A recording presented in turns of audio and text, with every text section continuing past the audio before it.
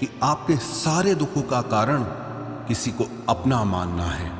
आप कभी गौर करना, आपकी जिंदगी के सारे दुख, सारी तकलीफें, सारी चिंताएं वहीं से आती है जहां आपका अपनापन होता है कि ये मेरा है, ये मेरा अपना है। वहीं से आपकी जिंदगी में दुख आना शुरू हो जाते हैं। एक व्यक्ति के पास एक बहुत बड़ा महल था। उसने जिंदगी भर की सारी संपत्ति लगाकर उस महल को बनाया था। आसपास के शहरों के कई लोग उसके महल को देखने आते थे। कई बड़े बड़े सेठ उसके महल को खरीदने की कोशिश करते थे, पर वो महल उसका अहंकार था, उसकी जीने की वजह था। उसका उस महल में बहुत मोह था। एक दिन उसके महल में आग लग गई और वो कहीं बाजार गया हुआ था। जब वो घर लौट कर आया तो उसने देखा कि मेरा महल आग में जल रहा है। अपने घर को आग में जलता हुआ देखकर उसे इतना दुख हुआ। उसने कहा, अगर ये महल नहीं रहेगा तो मैं भी जिंदा नहीं रहूंगा। अगर मेरा महल ही जल रहा है तो मैं जी के क्या करूंगा।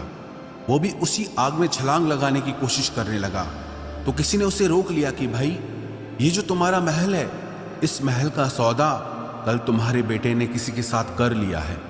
जब उसे पता चला कि ये महल अब मेरा नहीं रहा, किसी और का हो चुका है, तो उसकी सारी चिंता खत्म हो गई। जैसे और लोग उस जलते हुए महल को देखकर तमाशा देख रहे थे, वैसे ये भी खड़ा हो गया। इतनी ही देर में उसका बेटा आया। वो अपने बेटे को देखकर बहुत प्रसन्न हुआ। उसे आशीर्वाद देने लगा कि तेरे जैसा बेटा तो बहुत भाग्यों से मिलता है। तूने तो मेरी जिंदगी बचा ली। आज इस घर में आग लगी है और तूने कल ही इसका सौदा कर दिया। वो अपने पिताजी से कहने लगा कि पिताजी, मैं इस महल के सौदे के लिए बात तो करने गया था, पर सौदा अभी पक्का हुआ नहीं है। जब उसके पिता ने यह सुना कि अभी इस महल का सौदा हुआ नहीं है, तो वो फिर फूट फूट के रोने लगा, फिर अपनी छाती पीटने लगा। महल वही है, इंसान वही है, लेकिन जब महल मेरा है तब वो दुख भी देता है, खुशी भी देता है। लेकिन जब वो मेरा नहीं है, उससे मेरा कोई रिश्ता नहीं है, तो सारे दुख ही खत्म हो जाते हैं। ऐसे ही जिंदगी में जब किसी जगह को, किसी इंसान को, किसी रिश्ते को, किसी काम को हम अपना मान लेते हैं, मेरा मान लेते हैं, तो वहीं से ही सारे दुखों की शुरुआत होती है, वहीं से हर तकलीफ की शुरुआत होती है। तो श्रीमद् भगवद गीता का पहला उपदेश यही है कि आप जैसे ही किसी को अपनी जिंदगी जीने की वजह मान लेते हो कि इसके बिना तो मैं जी ही नहीं सकता, तो वो चीज, वो इंसान, वो काम आपको बहुत दुख देता है। गीता का दूसरा उपदेश यह है कि अवश्यमेव भोक्तव्यम कृतम कर्म शुभाशुभम, कि आपने कोई भी कर्म किया हो उसका फल आपको जरूर भोगना पड़ेगा। अगर आपने अच्छे कर्म किए हैं तो जाने अनजाने किसी मुश्किल वक्त में आपको वो आपके अच्छे कर्म उस मुश्किल वक्त से बचा लेंगे। अगर आपने गलत कर्म किए हैं, पाप किया है, तो उसकी सजा भी आपको जरूर मिलेगी। वो इंसान कितना ही छुप कर कर्म करे, चाहे वो कितना ही चालाकी से कर्म करे, लेकिन कहते हैं कि उस परमात्मा के, ईश्वर के चारों तरफ कैमरे लगे हुए हैं। हमारे एक एक कर्म पर वो प्रकृति, वो परमात्मा अपनी दृष्टि बनाए रखते हैं। हमारे एक एक कर्म का हिसाब होता है। एक गांव में दो मित्र रहते थे। उन दोनों ने विचार किया कि इस गांव में हम धन नहीं कमा पा रहे। वो दोनों धन कमाने के लिए शहर में चले गए। कुछ वर्ष वहां रहकर उन्होंने काफी धन कमाया। फिर सोचा कि अब हम अपने घर वापस चलते हैं, पर्याप्त मात्रा में हमने धन कमा लिया है। उस समय पे यातायात की इतनी सुविधाएं नहीं होती थी। वो अपने बैलों पर ही यात्रा कर रहे थे। चलते चलते मार्ग में रात हो गई, तो उन्होंने विचार किया, आज रात हम यहीं विश्राम करते हैं। एक मित्र ने कहा कि मैं यहाँ पर रहकर धन की रक्षा करता हूँ, तुम बाजार जाकर भोजन की व्यवस्था कर लो। जब वो मित्र बाजार गया तो उसके मन में पाप आ गया। उसने कहा, इतना पैसा हमने कमाया है, अगर मैं इसको यहीं जंगल में मार दूं तो सारा पैसा मेरा हो जाएगा, नहीं तो मुझे इसका आधा धन इसको देना पड़ेगा। मन में ये खोट आने पर उसने अपने मित्र के खाने में जहर मिला दिया, और जब वो खाना लेकर के अपने मित्र के पास गया, उसका मित्र वो जहर वाला खाना खाकर वहीं पर उसकी मृत्यु हो गई। वो व्यक्ति सारा धन लेकर के अपने घर वापस आ गया। फिर उसके घर में एक पुत्र ने जन्म लिया। जब उसका बेटा पैदा हुआ तो वो बहुत बीमार रहता था। उसने अपने जीवन में जो कुछ भी धन कमाया था, उसका वो सारा धन अपने बेटे के इलाज में ही खत्म हो गया। बेटा बड़ा होता गया और उसका धन नष्ट होता गया।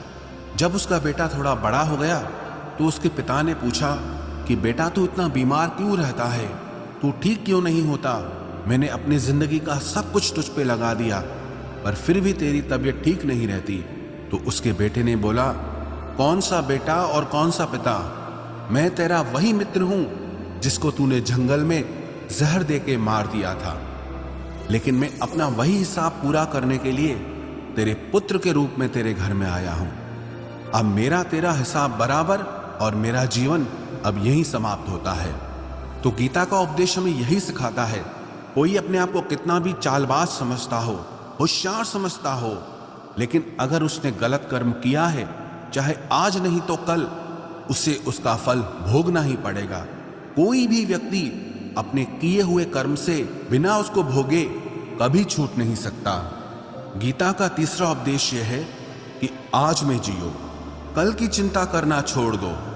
जो भी व्यक्ति अपने बीते हुए कल या अपने आने वाले कल में खोया रहता है, वो जिंदगी में कभी खुश नहीं रह सकता।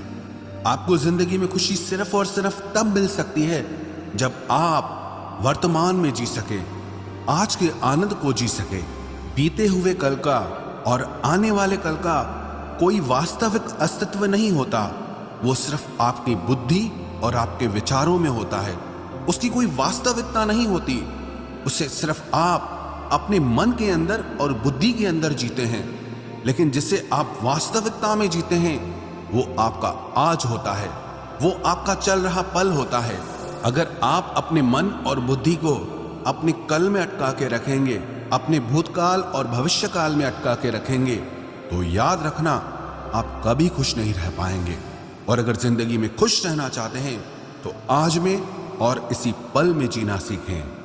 गीता का चौथा उपदेश यह है कि जो आपके साथ अधर्म करे, पाप करे, गलत करे, उसे दंड जरूर देना चाहिए। अगर आप उसे सहते हैं तो वो आपके साथ और गलत करता है। अगर आप उसे सहते हैं तो उसके पाप में आप भी भागीदार हो जाएंगे। अर्जुन श्री कृष्ण से कहने लगा कि जिनसे मैं युद्ध करने जा रहा हूं, ये सब मेरे भाई हैं, मेरे गुरुजन हैं, मैं इनके सामने कैसे हथियार उठाऊं, इनको कैसे मारूं?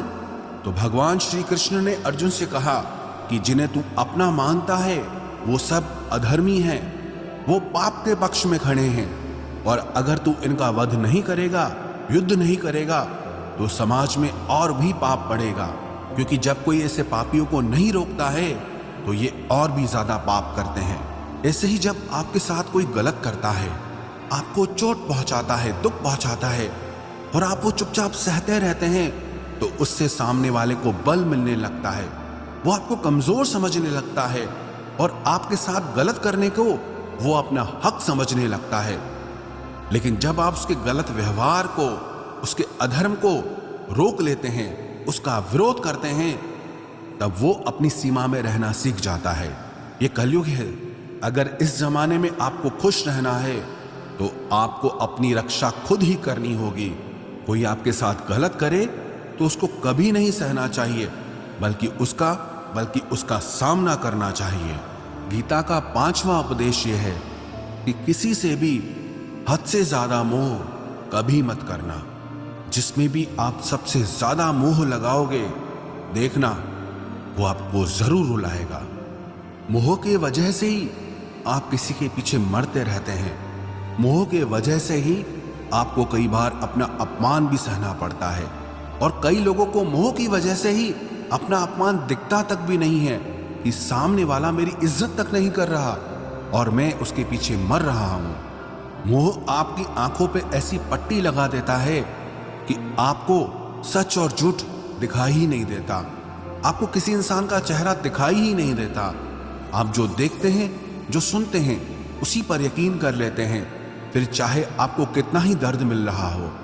अगर आप किसी इंसान को ठीक से समझना चाहते हैं, किसी की सच्चाई जानना चाहते हैं, तो उसके लिए ये बहुत जरूरी है कि आप उसके मोह से जल्दी बाहर आ जाएं। वास्तविकता में रिश्ते दुख नहीं देते, आपका मोह आपको दुख देता है। जिस दिन मोह खत्म, उस दिन आपको किसी भी रिश्ते से कोई दुख नहीं मिल सकता, क्योंकि आपको फिर कोई फर्क ही नहीं पड़ेगा। गीता का छठा उपदेश यह है कि आप वो मत करो जो सब करते हैं, बल्कि वो करो जो आपके लिए सही है। स्वधर्मम निधनम श्रेय परधर्मो भयावह। श्री कृष्ण ने अर्जुन से कहा कि जो तेरा कर्तव्य है, जो तेरे लिए सही है, जो तुझे करना चाहिए, तू वो कर। तू कभी भी वो काम मत कर जो दुनिया कर रही है, क्योंकि अर्जुन श्री कृष्ण से कहने लगा कि ऐसे भयंकर युद्ध में पड़ने से अच्छा है कि मैं सन्यासी बन जाऊं। तो श्री कृष्ण ने अर्जुन से कहा कि सन्यासी बनना तेरा कर्म नहीं है, तेरा धर्म नहीं है, तू क्षत्रिय है।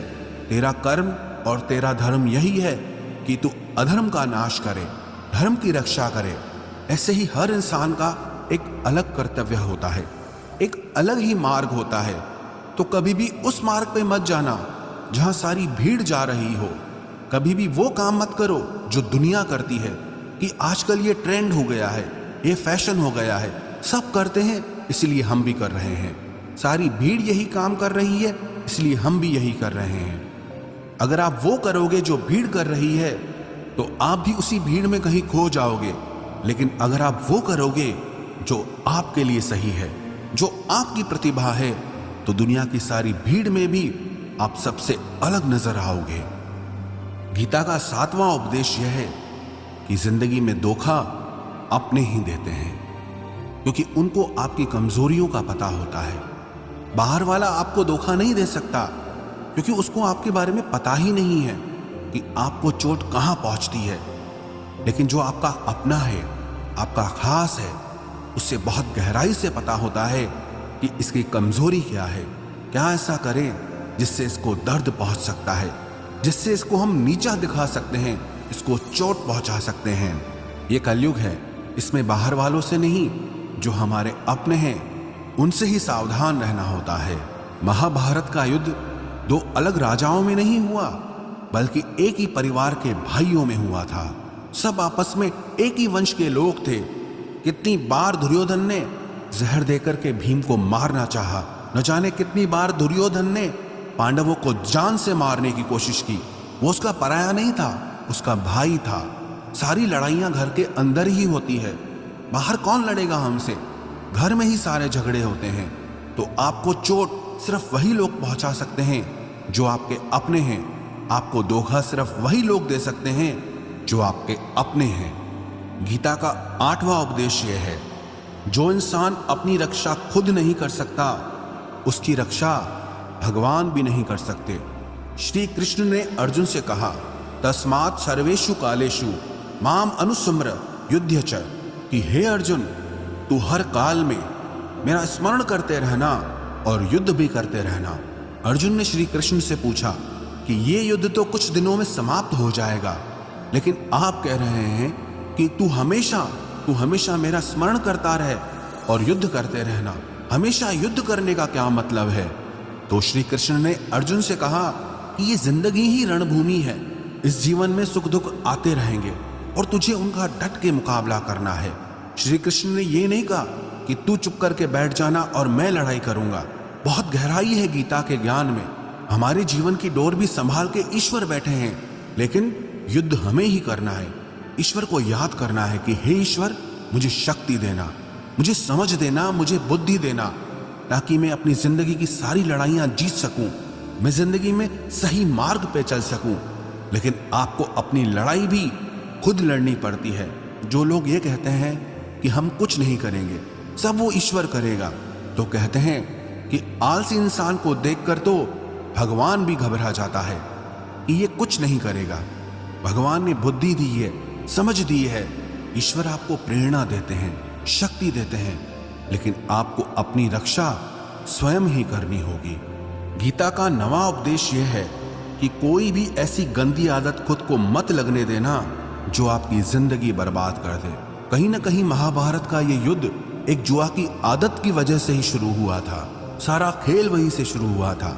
एक ऐसी जुआ की लत जहां युधिष्ठिर ने अपने भाइयों को दांव पर लगा दिया, अपनी पत्नी को दांव पर लगा दिया। ऐसा जीतने का नशा कि अपना सब कुछ गंवा दिया। ऐसे ही हम भी अपनी जिंदगी में जब कोई ऐसी गंदी आदत लगा देते हैं, चाहे वो कोई भी हो, चाहे वो नशे की हो, मोबाइल की हो, किसी इंसान की हो, कोई गलत काम करने की हो, कोई भी गलत आदत जो आपको बर्बाद कर सकती है, अगर आप उसको नहीं छोड़ोगे तो आपका सब कुछ खत्म हो जाएगा। इससे पहले कि आपकी आदत आपको खत्म करे, आप अपनी गलत आदतों को खत्म कर दीजिए। गीता का 10वां उपदेश यह है कि आलसी इंसान कभी कुछ हासिल नहीं कर सकता। अधिकतर लोग सिर्फ योजनाएं बनाते रहते हैं कि मुझे बड़ा घर चाहिए, मुझे बड़ी गाड़ी चाहिए, मैं दुनिया घूमना चाहता हूँ। क्या क्या चाहिए ये हर कोई सोच लेता है, लेकिन उस पर मेहनत करना वो बहुत कम लोग करते हैं। क्योंकि चाहना बहुत आसान है, लेकिन उसके लिए कर्म करना वो बहुत मुश्किल है। एक अच्छा फिट शरीर हर कोई चाहता है, लेकिन उसके लिए व्यायाम करना, एक्सरसाइज करना वो आपको ही करना होगा। जो इंसान आलसी बन के बैठ जाता है, ना उसे अच्छा शरीर मिलता है और ना ही अच्छा जीवन मिलता है। तो जिंदगी में अगर कुछ पाना चाहते हो ना, आलस्य को अपनी जिंदगी से जरूर दूर कर देना। आलस के चलते आपको कुछ मिलने वाला तो नहीं, लेकिन जो आपके पास है आप वो भी गंवा दोगे। गीता का 11वां उपदेश यह है कि जिंदगी में अगर खुशी चाहते हो तो मन की गुलामी का त्याग कर दो। कई लोग कहते हैं कि हम करना तो बहुत कुछ चाहते हैं, लेकिन कुछ कर नहीं पाते। पता भी सब कुछ है कि क्या करने से हमारी जिंदगी बेहतर हो सकती है, क्या चीज है जो हमको नुकसान पहुंचा रही है, लेकिन फिर भी कुछ कर नहीं पाते। समझते सब कुछ हैं, लेकिन समझ कर भी, चाह कर भी कुछ कर नहीं पाते। वो इसीलिए होता है क्योंकि आप अपने मन के गुलाम बन चुके हो। अरे लोग तो अपनी जीभ का स्वाद तक नहीं छोड़ पाते, फिर कहते हैं कि हम पतले नहीं हो पाते हैं, फिट नहीं हो पाते हैं, सक्सेस नहीं मिल रही है। क्योंकि जो आपको करना चाहिए आप वो करते नहीं हैं। आपका मन सब कुछ समझ कर भी आपको वो करने नहीं देता। इसलिए जिंदगी में अगर आगे बढ़ना है, मन से चलना छोड़ दो। जो आपके लिए सही है वो आपको करना ही पड़ेगा। गीता का 12वां उपदेश यह है कि जो आपका है वो आपको मिलकर ही रहेगा, और जो आपको नहीं मिला है उसके लिए रोना छोड़ दो।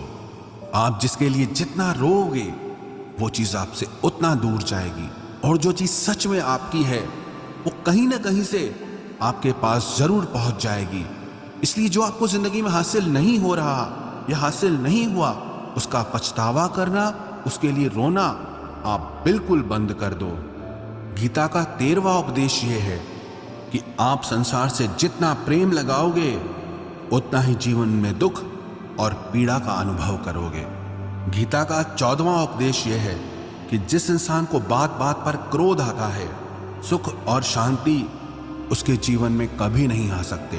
क्योंकि जो इंसान बहुत ज्यादा क्रोधी होता है ना, उसके सारे मित्र उसे छोड़कर चले जाते हैं। वो मन में भी कुढ़ता रहता है, वो अपने मन में भी दर्द में ही जीता है, तकलीफ में ही जीता है। ज्यादा गुस्सा करके, ज्यादा क्रोध करके जो भी आपके पास है, देखना आप उसे भी नष्ट कर दोगे। और ऐसे इंसान को शांति तो कभी मिलने वाली नहीं है। इसलिए अपनी जिंदगी में शांति चाहते हो तो बात बात पर गुस्सा करना छोड़ देना चाहिए। गीता का 15वां उपदेश यह है कि चाहे आप किसी की मदद करो या ना करो, लेकिन जानबूझकर कभी किसी का दिल नहीं दुखाना चाहिए। क्योंकि जब किसी का दिल आपकी वजह से दुखता है ना, तो याद रखना आपको भी वो दर्द एक दिन जरूर मिलेगा। क्योंकि जब आप किसी का दिल दुखाते हैं तो आपको पता नहीं चलता, लेकिन जब कोई आपका दिल दुखाता है तब आपको समझ में आता है कि दिल पर चोट लगने से कितना दर्द होता है। इसलिए चाहे आप किसी की मदद करो या ना करो, लेकिन किसी का दिल कभी नहीं दुखाना चाहिए। गीता का 16वां उपदेश यह है, जो मुश्किल वक्त में, जो दुख के समय में आपका साथ दे, सिर्फ वही आपका अपना है, बाकी सब पराए हैं। अपनेपन का नाटक करने वाले बहुत लोग होते हैं, बड़ी बड़ी बातें करने वाले बहुत लोग होते हैं कि हम आपसे बहुत प्रेम करते हैं। कोई भी दुख हो, कोई भी तकलीफ हो, हमें याद करना। लोग दुख उठाने की बात करते हैं, लोग आने जाने की बात करते हैं, हाथ मिलाना तो ठीक से नहीं जानते और दिल मिलाने की बात करते हैं। जब सच में आपकी जिंदगी में तकलीफ आएगी ना, तब आपको समझ में आ जाएगा कि आपका साथ देने के लिए कौन खड़ा है। क्योंकि उस समय पे सारे लोग भाग जाते हैं, क्योंकि लोगों को पता होता है कि ये व्यक्ति हमारे पास आया तो हमसे मदद ही मांगेगा, हमको कुछ दे नहीं पाएगा। लोग आपसे सिर्फ तभी रिश्ता रखते हैं कि आप उन्हें कुछ दे सकते हैं, आपसे उन्हें कुछ फायदा हो सकता है।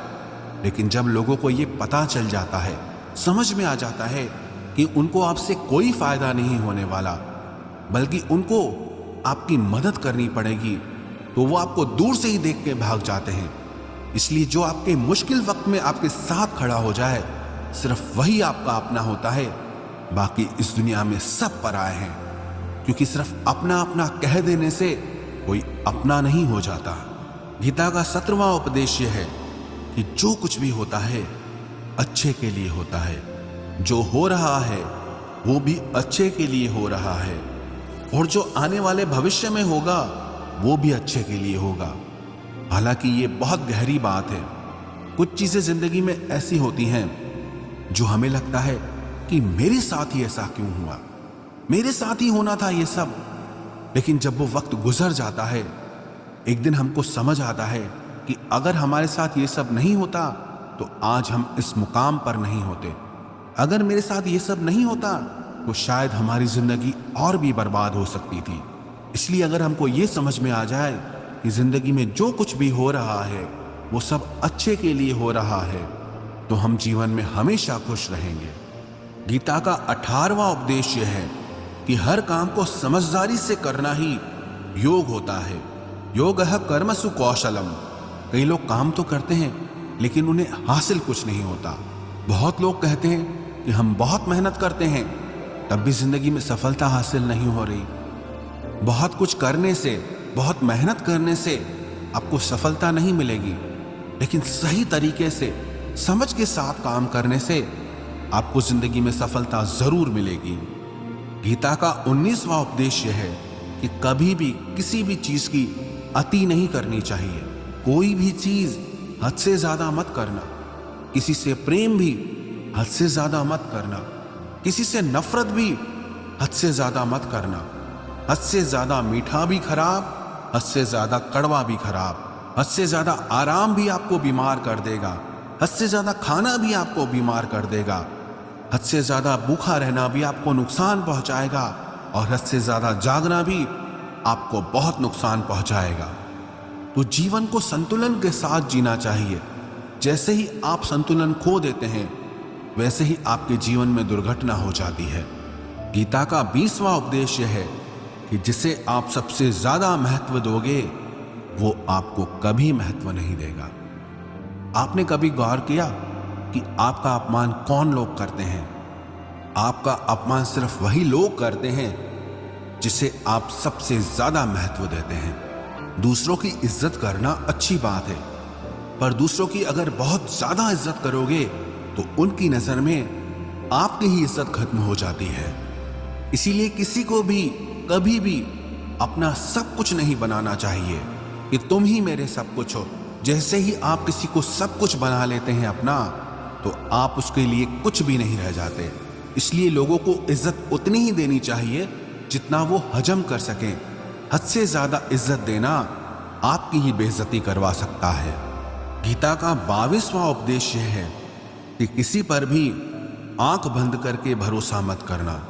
जैसे महाभारत की कथा में दुर्योधन ने कितनी बार षड्यंत्र करके पांडवों को मारने की कोशिश की, आग में जलाने की कोशिश की, और वो धर्म पे चलने वाले लोग बार बार उसकी बातों में आ जाते थे। ये बात और है कि ईश्वर उनकी रक्षा कर रहे थे, पर जिसे वो अपना भाई समझ रहे थे, जिसे वो अपना सगा समझ रहे थे, जिस पे वो भरोसा कर रहे थे, वही उनकी मृत्यु करवाना चाहता था। इसीलिए भरोसा करते समय अपनी आंखें जरूर खुली रखना। गीता का 23वां उपदेश है, जिसके साथ सत्य और ईश्वर की शक्ति है। चाहे सारी दुनिया उसके खिलाफ हो जाए, लेकिन अंत में जीत उसी की होती है। श्रीमद् भगवत गीता में 18 अध्याय हैं, 700 श्लोक हैं। गीता का आखिरी श्लोक है, यत्र योगेश्वरः कृष्णो यत्र पार्थो धनुर्धरः तत्र श्रीर विजयोर्भूतिर ध्रुवानी तिर्म तिर्मम। धृतराष्ट्र बार बार संजय से पूछता था कि बताओ, युद्ध में कौन जीत रहा है, कौन हार रहा है, क्योंकि उसे विश्वास था कि महापराक्रमी भीष्म पितामह मेरे पक्ष में हैं, गुरु द्रोणाचार्य वो मेरे पक्ष में हैं, कर्ण मेरे पक्ष में हैं, तो हमें कौन हरा सकता है। लेकिन संजय ने धृतराष्ट्र से कहा कि जहां पर ईश्वर है, जहां पर सत्य है, हमेशा वही जीतता है। चाहे आपके पास कितनी भी शक्ति क्यों ना हो, लेकिन सत्य और ईश्वर जिसके साथ खड़े हो जाएं, उसे दुनिया में कोई भी नहीं हरा सकता।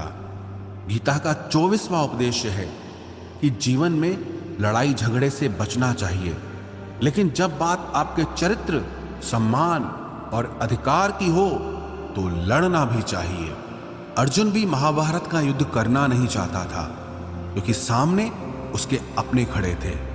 लेकिन श्री कृष्ण ने उसे उपदेश दिया कि यहां पर बात लड़ाई की नहीं है, तेरे सम्मान की है, तेरे चरित्र की है, तेरे अधिकार की है। जो द्रौपदी के साथ कौरवों ने भरी सभा में अपमान किया, उसे नग्न करने की कोशिश की, इतना बड़ा अधर्म किया, वो तुम्हें कभी नहीं सहना चाहिए। इसलिए बात जब आपके चरित्र पे आ जाए, आपके सम्मान पे आ जाए, तो चाहे वो अपना ही क्यों ना हो, आपको उसके साथ जरूर लड़ना चाहिए। गीता का 25वां उपदेश यह है, चाहे कितना भी बुरा वक्त आ जाए, लेकिन जो इंसान जिंदगी में हिम्मत नहीं हारता, वो सब कुछ हासिल कर सकता है। जब पांडव लोग जुए में सब कुछ हार गए, उनको 12 साल के लिए वनवास मिला और 1 साल के लिए अज्ञातवास मिला। वो भिक्षा करके अपनी जिंदगी को पालते थे, जंगलों में भटकते रहते थे, भयानक जानवरों के बीच। लेकिन इतना मुश्किल वक्त झेलने के बाद भी आखिरी में विजय उन्हीं की हुई, क्योंकि उन्होंने अपने अंदर में कभी हिम्मत नहीं खोई थी। ऐसे ही आपकी जिंदगी में कितना ही मुश्किल वक्त क्यों ना आ जाए, लेकिन आपके अंदर अगर हिम्मत है तो जीत आपकी ही होगी। गीता का 26वां उपदेश यह है कि जो किसी और का है, उस पर कभी अधिकार मत जमाना, कभी कब्जा मत जमाना। जब शकुनी ने षड्यंत्र करके पांडवों को हस्तिनापुर से अलग करवा दिया, एक खांडव प्रस्थ का राज्य दे दिया, जहां की भूमि भी बंजर थी, जहां कुछ नहीं हो सकता था, लेकिन पांडवों ने उस शहर को इतना सुंदर बनाया, इतना वैभवशाली बनाया कि हस्तिनापुर भी उसके आगे फीका लगने लगा।